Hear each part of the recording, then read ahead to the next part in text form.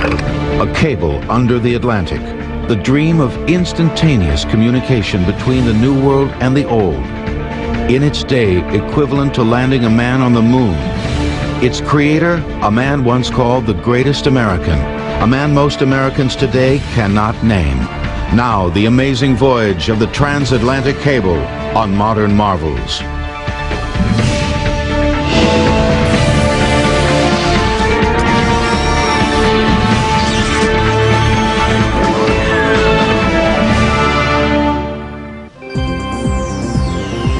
Mid-Pacific, 1996. A ship pays out a tiny 1-inch diameter fiber optic submarine cable. This single cable will connect 75% of the world's population. To the average modern telephone user, submarine cables mean little. Yet they are one of the single most important links to international communications. Even in the space age, modern fiber optic cables transmit voice and data traffic with much higher reliability and at a cheaper rate than satellite transmissions do. With over 320 active submarine cables lying on our ocean floors, carrying over 2 billion minutes of voice and data traffic per year, submarine cables have become the mainstay of our global village. But this ease and speed of contact that underwater cables make possible is relatively new.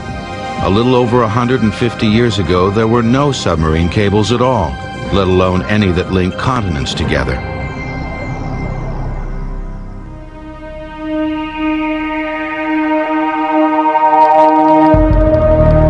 When the telegraph was invented in 1837, engineers dreamed of communicating across oceans, lakes, and rivers. It was the inability to waterproof, pressurize, and insulate a cable from the ocean's conductive medium that stalled for years any progress of telegraphy through the water. It just so happens that in the 1840s, something that had been known for a long time in Southeast Asia and Malaya was made available in Europe. It's called gutta percha. It's sort of like rubber, and it's a sap from a tree, but instead of being stretchy like rubber, it's really a plastic. It's very good insulator, and it's not bothered by pressure or water. So it became the ideal insulant for telegraph cables. One of the first successful gutta percha submarine telegraph cables to be installed was across New York's Hudson River in 1848. By 1852, submarine cables up to 300 miles long were connecting England, Holland, Germany, Denmark, and Sweden. Others were even connecting Italy with Corsica and Sardinia. But something as grand as stringing a 3,000-mile cable across the Atlantic Ocean was still nothing more than a dream.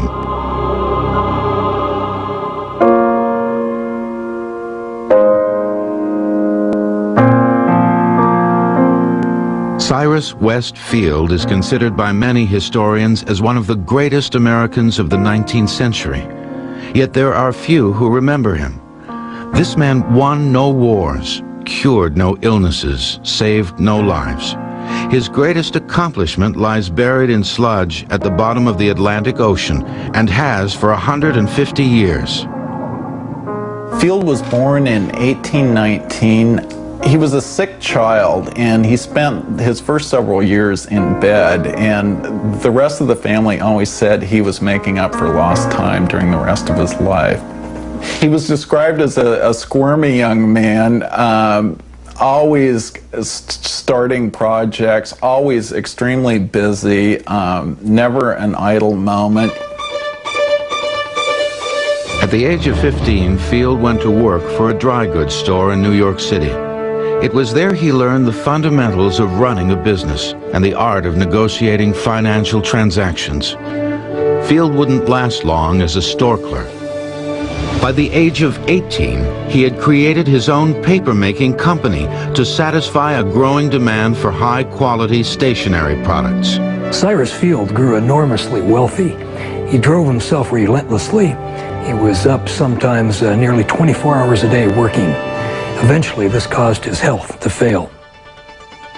Virtually exhausted and under doctor's orders, Field was forced to retire at the age of 33.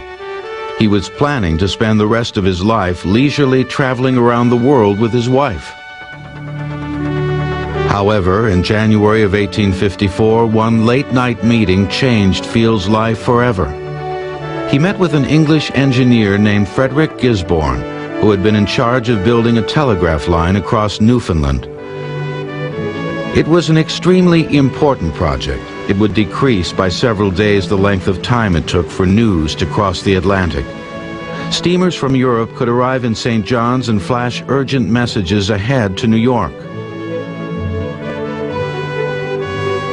Unfortunately, the costs far exceeded the original budget, and the Newfoundland Electric Telegraph Company went bankrupt, leaving Gisborne with a substantial debt. Gisborne met with Field in hopes of raising more capital to finish this important project. Field, relaxing after a vacation to South America, had no intentions of investing in any new business ventures. He politely listened but promised nothing. Later that evening, while alone in his library, Cyrus examined his globe and suddenly realized that the Newfoundland Telegraph would be just one link in a far more important project. Why wait for steamers to bring news from Europe? Make the telegraph do the entire job.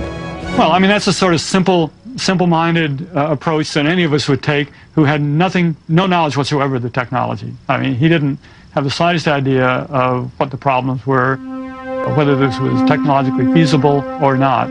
So he contacts two people at first. First, Field contacted Lieutenant Matthew Maury, a prominent oceanographer and head of the National Observatory in Washington. His timing was perfect.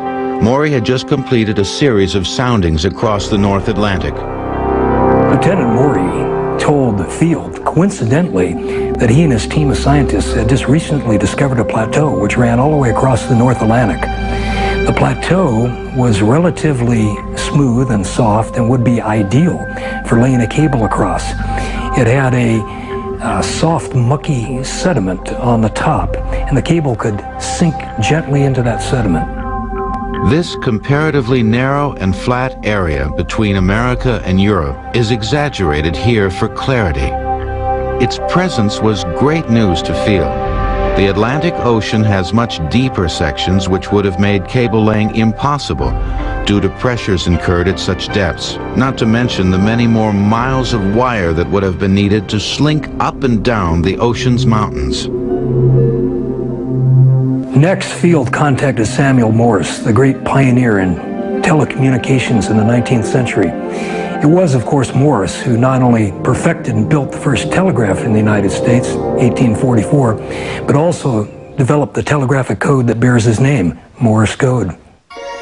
Morse responded promptly to Field's inquiry. He said yes, in his opinion, telegraph signals could be broadcast via wire across the Atlantic Ocean. Ironically, 11 years earlier, Professor Morse had prophesied Field's dream. With the endorsement of Maury and the support of Morse, Field became obsessed with laying a transatlantic telegraph cable. He didn't know how, but he knew it would take lots of money. That would be the easy part. For what lay ahead were years of technical setbacks and disasters. From the time he had the idea for the transatlantic cable, it took Cyrus Field just 3 months to organize a company and raise the money. Modern Marvels will return. We now return to the transatlantic cable on Modern Marvels. Cyrus Field had no trouble finding backers for his transatlantic cable venture. It's amazing the number of wealthy friends that Field had who were eager to help him in the project. There was the great iron magnate and philanthropist Peter Cooper. There was Moses Taylor of banking fame, and Marshall Roberts of the Erie Railroad. Several of the industrial giants of America helped to form a company which became known as the New York, Newfoundland, and London Telegraph Company. The company's first project was to finish the telegraph cable across the 400-mile width of Newfoundland, the easternmost part of North America. When completed in 1856, the company's telegraph network spanned nearly 1,000 miles from New York to St. John's, Newfoundland. Total cost for the project was well over $1 million. Now, one has to remember that $1 million in those days, the relative value of the dollar, means about $50 million in today's dollars. The average Eastern working man put in 12 hours a day for a single dollar.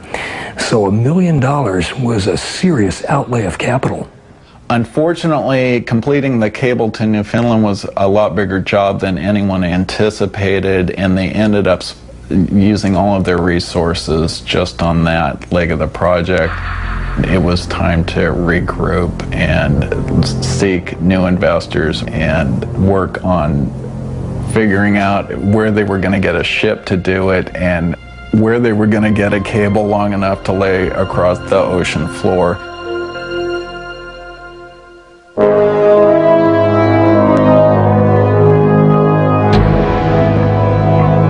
Though Field had many people convinced that his project was feasible, there were some who thought it was preposterous. Corporate giant Western Union spoke out strongly against Field's venture. They had their own grand plan to reach Europe by way of telegraph. Their route required only 56 miles of submarine cable across the Bering Strait via Alaska. Western Union had one outfit in Alaska and another outfit in Siberia. Their job was to gather poles for the telegraph wires and to negotiate with the natives for a right-of-way along the proposed route of the telegraph. And while they found plenty of timber in Alaska, they found almost no trees in Siberia. And this meant they had some almost insurmountable obstacles to overcome. But Western Union's view was that any route would be more feasible than something as risky as stretching a cable across 3,000 miles of water. Field ignored Western Union's logic. He was convinced the transatlantic route was possible and proceeded to lock down landing rights on both continents for his future wire. It was important to take the shortest route possible across the Atlantic because it's a long ways. They settled on a direct route from the westernmost part of Ireland across to Newfoundland, which is the closest part of the North American continent to Europe. Now, with a mere 2,500-mile route established, Field was more confident than ever. He and his associates were able to get the British government to supply 2 ships, a small convoy, and money for the operation. This was in exchange for the transmission of government messages on the new cable, should it ever work. Unfortunately, in Field's homeland, America, it wasn't so easy. Western Union had begun work on its telegraph line through Alaska. Not many investors in the U.S. would doubt the expertise of such an immensely powerful and profitable corporation that strongly opposed the transatlantic cable. Field pleaded with the U.S. government for support in the form of naval ships. He needed them to make up half the convoy to get the wire across the ocean. The needed resolutions in Congress barely passed, and President Franklin Pierce signed them into law on his last day in office, March 3, 1857. Field's next priority was to begin manufacturing the submarine wire. Since cable laying in the North Atlantic was restricted to summer months due to weather conditions, he needed the cable immediately. Field, in his usual impatient manner, only gave Glass Elliott and Company, the entity that was manufacturing the cable, only 4 months to produce the cable. As a result, the cable probably wasn't as good as it could have been. You can't just dump this wire in the water because it shorts out. So what you do then is you coat it with some material called gutta percha. Gutta percha has virtually no strength, and the copper doesn't have very much. So you put iron wires around the outside. You look inside, and there's our copper wire in the middle, gutta percha around it. And now we've got this protective wire on the outside. In order to carry and pay out 2,500 tons of this cable, the 2 ships provided by the American and British governments had been extensively modified with circular tanks to store the massive wire. They loaded the cable onto 2 ships. It took 120 men 3 weeks to load the 2,000 some odd miles of cable onto the 2 boats. The plan was to start off in Ireland with one of the ships laying the cable. At mid-ocean, they would splice the cable to the second ship, and the second ship would carry on to Newfoundland. On the morning of August 5th, 1857, with Cyrus Field on board, the cable was connected to the Irish shore with a huge celebratory send-off. To ensure that the cable remained intact, signals were continuously broadcast over the line from ship to shore. But only 5 miles were laid down when the cable got caught up in the ship's machinery and broke. This was quickly repaired and the mission continued. But then, 10 days and 300 miles into the mission, a real disaster struck. An anxious engineer, fearing that the cable was paying out too fast, suddenly applied the brakes. The brakes locked and the cable snapped. And the severed end of the cable, representing $500,000 worth of cable labor and time, 25 million in today's dollars, plunged into the sea and disappeared. A portion of Field's original cable was recently pulled from the ocean. Though over 100 years old, it could still conduct electricity. The transatlantic cable will continue on Modern Marvels.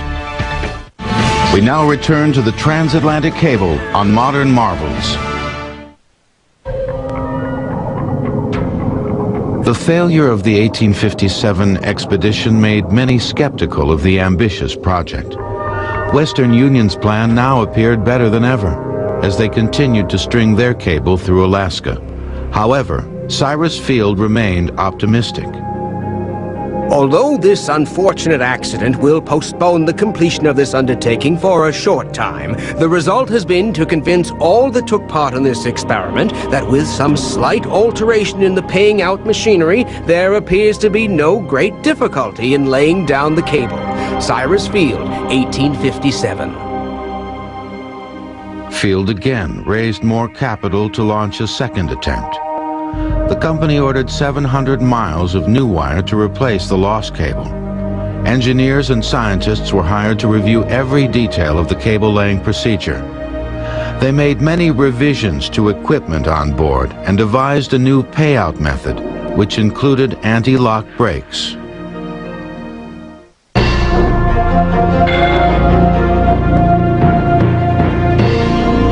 It was decided for the expedition in 1858 that instead of starting with one ship laying a cable in Ireland and then another ship picking up where that one left off in mid-ocean, they decided this time that the 2 ships would meet mid-ocean, splice the cable together. One would head for Ireland and another one would head for Newfoundland. That way it'd take half the time to lay the cable, and time was of the essence given weather conditions and all. On June 10, 1858, both ships, fully loaded, and their convoy departed England for the middle of the Atlantic Ocean. There, under Cyrus Field's watchful eye, engineers spliced together the 2 cables, and the ships parted ways. Connected by the wire, they were able to communicate back and forth via telegraph. But before the 2 ships even lost sight of each other, just 3 miles apart, the cable broke. Both ships returned, respliced, and once again parted ways. 3 or 4 times they do this, and the last time they've actually gotten a fair distance and it breaks, and they've agreed that if they get more than maybe 200 miles of cable and paid out, then they wouldn't have any left over to complete the enterprise, and then they just take off for home. Well, it's very close to that amount. In fact, they've reached that limit. The ships headed back to Ireland to restock in hopes that Field could convince the board of directors for a 4th try. Several board members resigned in disgust, but once again Field's persistence prevailed. Field, always the optimist, says, let's go again. A calculation is made about how much cable is left on board, and lo and behold, there is just enough to get across the Atlantic.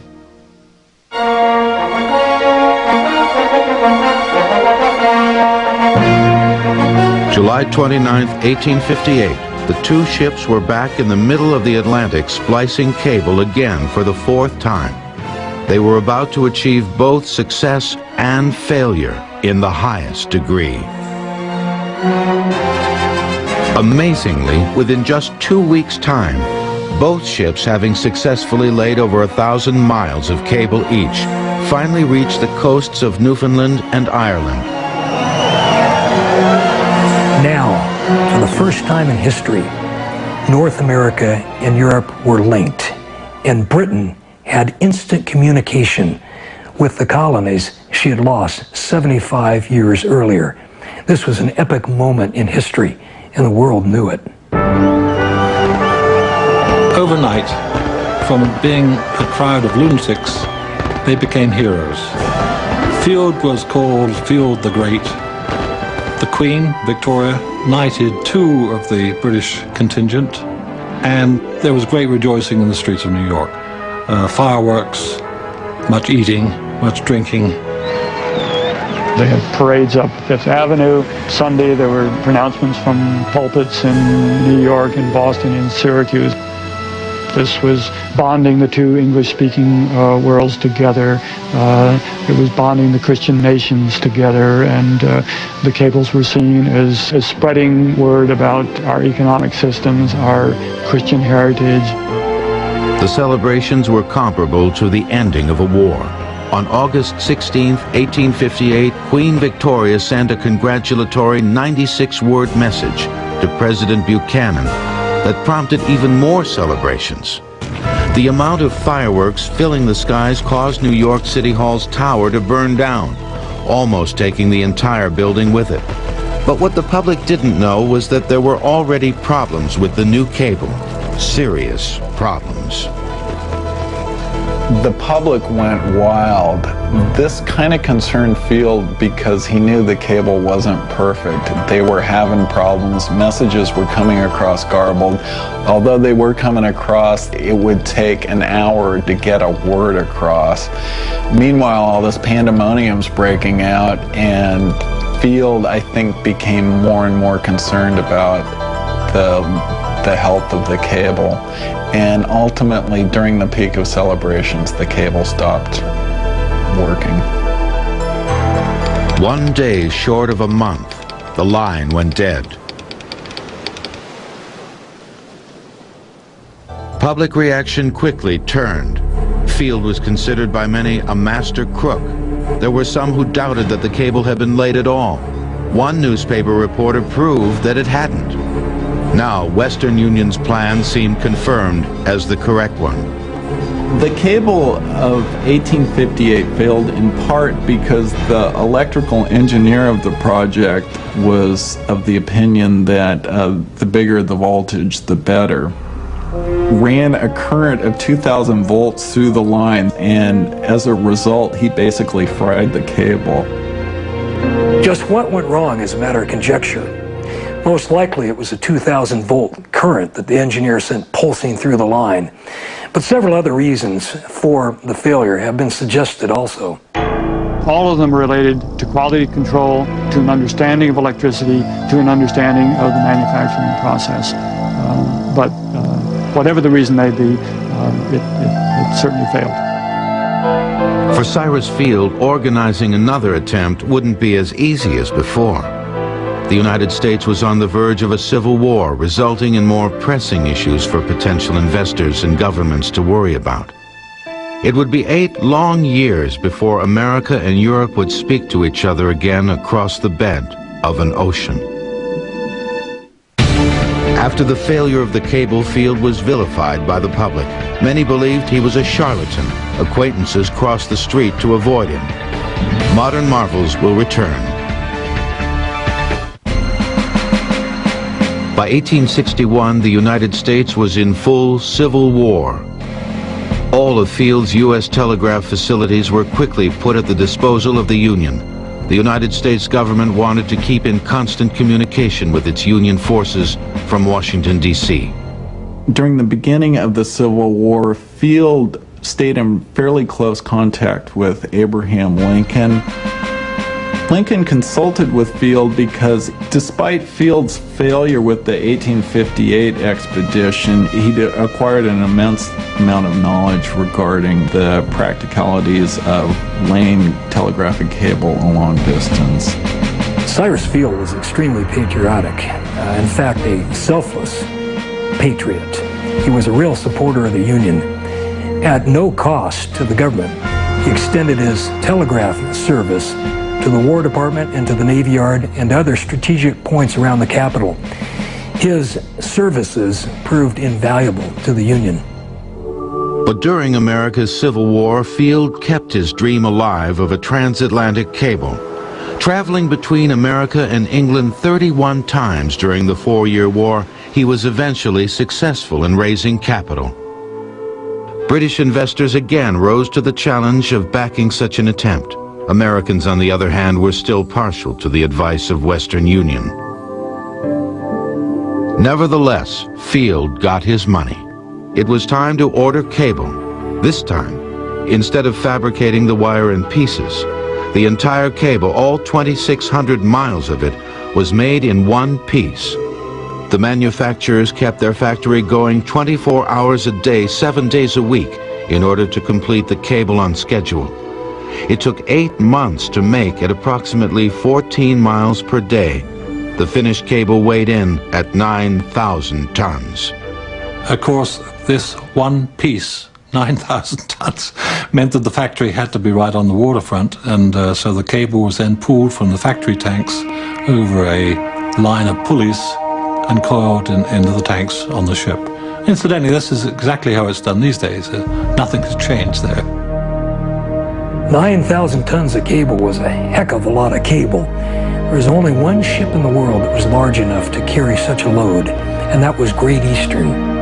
The Great Eastern was the world's largest steamship of its day, a ship so large it was unable to turn a profit and had bankrupted 3 previous owners, but for laying cable, it was perfect.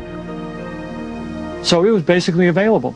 And that was added to the arsenal of the Atlantic cable entrepreneurs, and they gutted it and put cable tanks down in the hold, and now the entire cable could be carried by this one ship. A crew of 500 men was needed to operate the ship, of which 200 were needed merely to raise its anchor.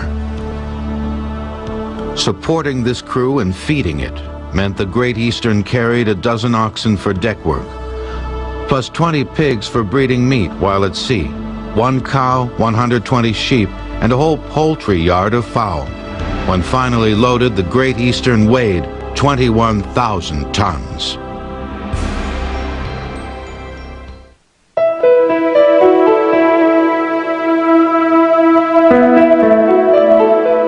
July 23, 1865, the Great Eastern set sail westward with little fanfare.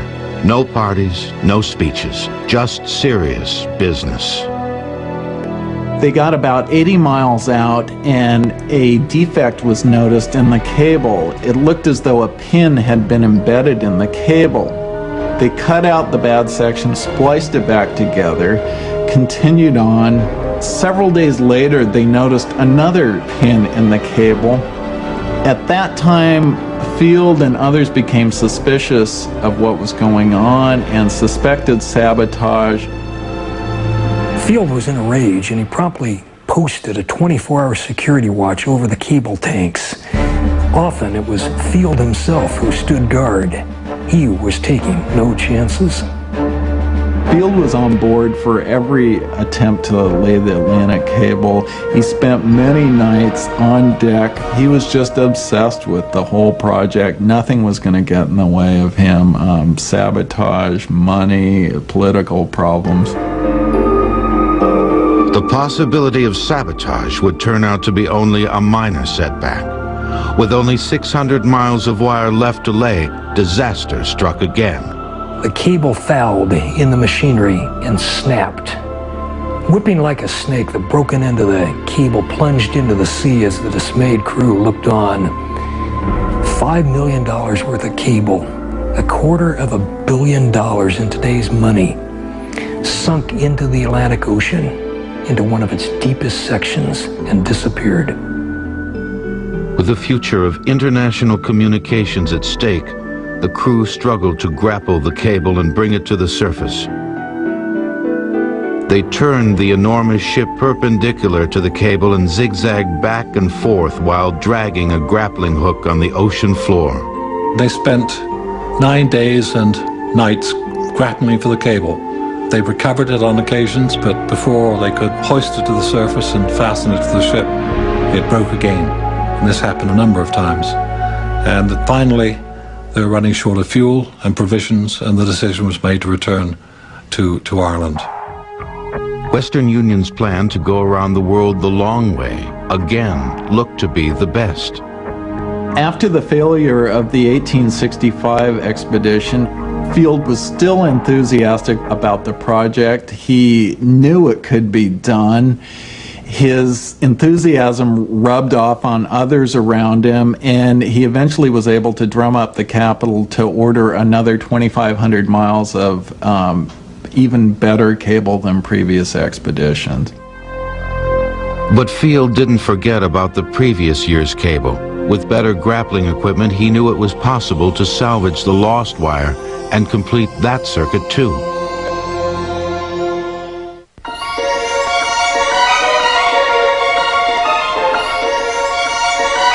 On June 13, 1866, the 700-foot-long Great Eastern left Valentia Island, paying out the new cable all the way to Heart's Content, Trinity Bay, Newfoundland, landing the shore and on July 27th, without incident. One can only imagine the elation Cyrus Field must have felt. This was 12 long years in the making, 4 major attempts, and millions of dollars. Finally, he had beaten the odds. On the banks of Newfoundland, greeting the great ship were hundreds of men, women, and children who helped bring in the shore end of the cable over a floating bridge of 40 fishing boats. From Heart's Content, Field immediately sent the following message to Ireland. We arrived here at 9 o'clock this morning. All well, thank God. The cable is laid and is in perfect working order.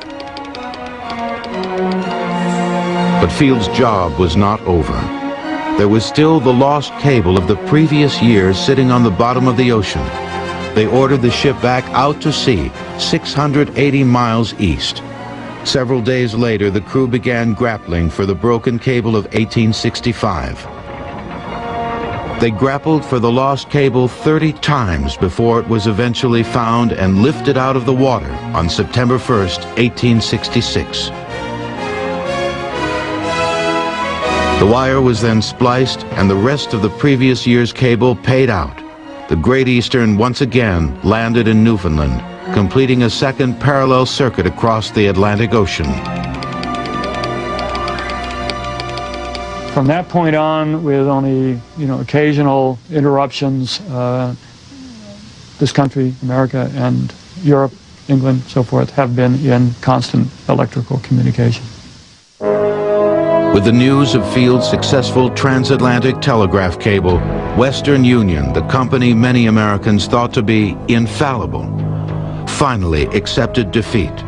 On February 27, 1867, after having its project stalled by Siberian winters, Western Union abandoned its attempt to reach Europe by way of Alaska and Siberia.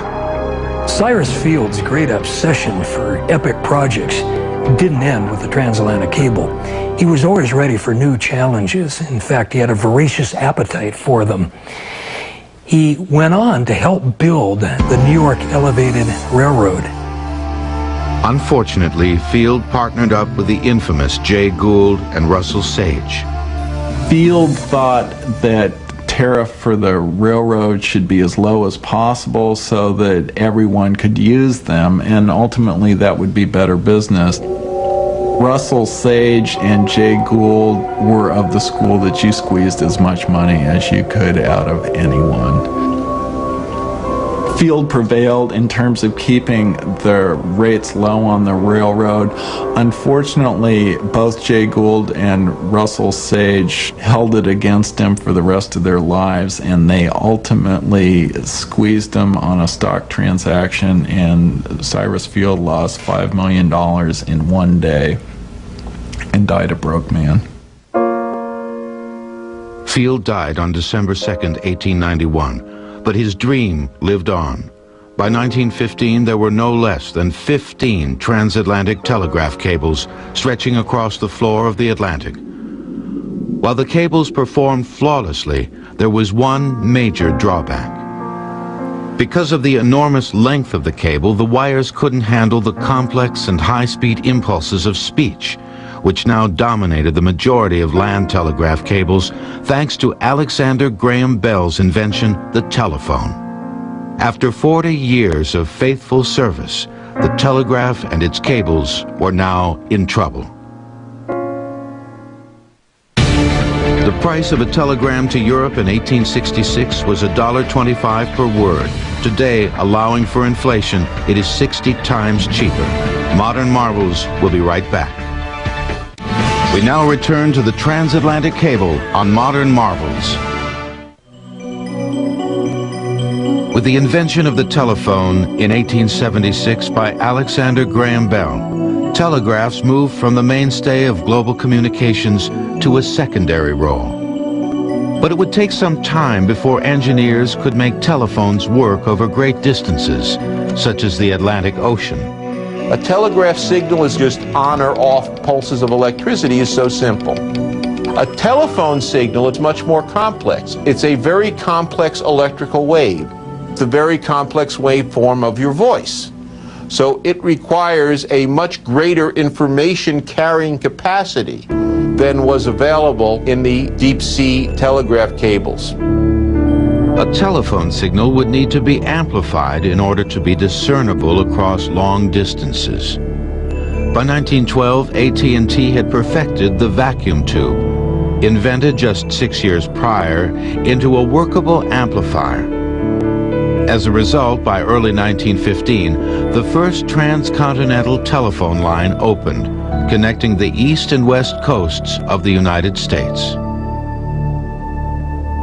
Unfortunately for the submarine cable industry, vacuum tubes also enabled the newly invented radio to amplify its signals great distances too. In the 1920s, radio technology comes in, and with that, almost overnight, the cable industry takes a nosedive because the wireless technology is so much cheaper that for 90% of the time, they can carry messages instead of the cables and do it, as I say, much more cheaply.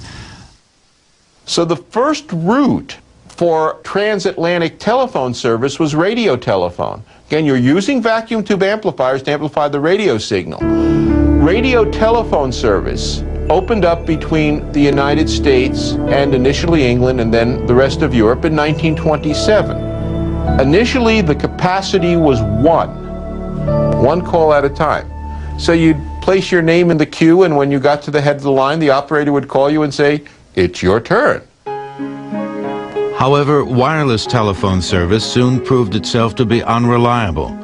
With radio, callers are at the mercy of the atmosphere and weather conditions, which are neither simple nor stable. A more reliable means of transatlantic telephone communications was needed.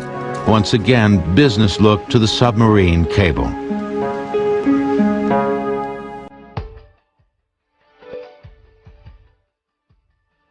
It wasn't until the early 1950s that the vacuum tube amplifier had been perfected for deep sea use.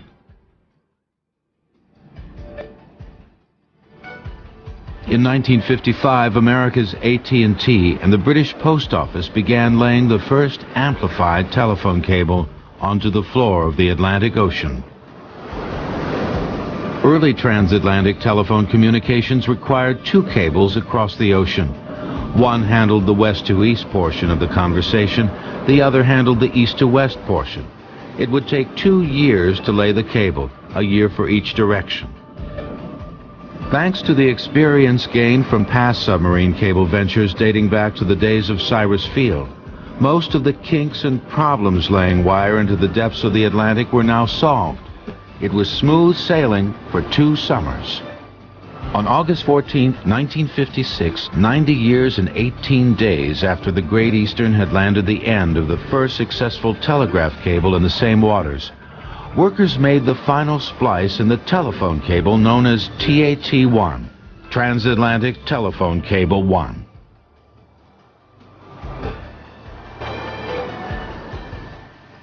On September 25, 1956, the chairman of the board of AT&T, Mr. Cleo Craig, picked up the phone and called Her Majesty's Postmaster General, Dr. Charles Hill, on the other side of the Atlantic Ocean. This is Dr. Hill in London. Is that you, Mr. Craig? This is Mr. Craig. Well, it's very good to hear your voice and to join with you and our friends in Canada in inaugurating the first transatlantic telephone cable service. Within a few hours, one of the 20th century's greatest technical achievements passed quietly into everyday use. After the success of TAT-1 in 1956, cables were laid not just across the Atlantic, but in almost every other direction. And in the years after that, cables have been laid connecting every continent on Earth.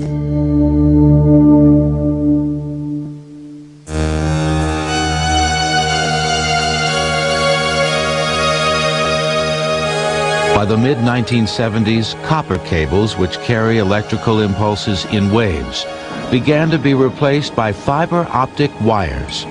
These cables use extremely fine, flexible glass or plastic fibers, which transmit light pulses instead of electricity. With modern fiber optic technology, great distances for submarine cables are no longer an obstacle. On June 17, 1997, a cable project named FLAG, Fiber Optic Link Around the Globe, was completed. This $1.2 billion cable lies at the bottom of 12 different oceans, crosses 3 continents, touches 12 countries, and is able to carry 600,000 simultaneous telephone calls per section. This cable touches 75% of the world's population. The FLAG cable is the longest submarine cable that has been built to date. It is a 28,000 kilometers system that extends from Port Curno in the UK to Mura at the south end of Tokyo Bay in Japan. This cable provides considerably more bandwidth than has been provided in this same region, and it provides a synchronous, low error rate performance. Better by far than satellites. In addition to being extremely expensive, a satellite call must travel 27,000 miles from Earth to the satellite and then another 27,000 miles back. A transatlantic cable call need only travel about 2,500 miles point to point. At the speed of light, this helps eliminate the annoying delays and echoes of a satellite telephone call. Furthermore, there's a problem of the security. The satellite signals are broadcast, anybody can pick them up, whereas the cable is a point-to-point secure system. Thanks to fiber optic submarine cables such as FLAG, many countries have an affordable, reliable means of communicating outside their country. Finally, virtually all parts of our world are connected. We can now fax a note around the world, watch our favorite movie on television, speak to someone 3,000 miles away, and download something off the internet, all simultaneously through one cable. There will be no limits on global communications, all because of the ability to sync cables to our ocean's floors. I think I'm a relatively young man, right? But when I started, I made telegraph cable. And now I'm involved in projects where we're talking about cables with capacities of 5 million telephone circuits on a simple cable, less than 1 inch diameter, lying on the seabed. And this across any of the oceans of the world. It is impossible to see the full size of the market, but it obviously is going to be huge, beyond the cognition of anybody, huge beyond our imagination.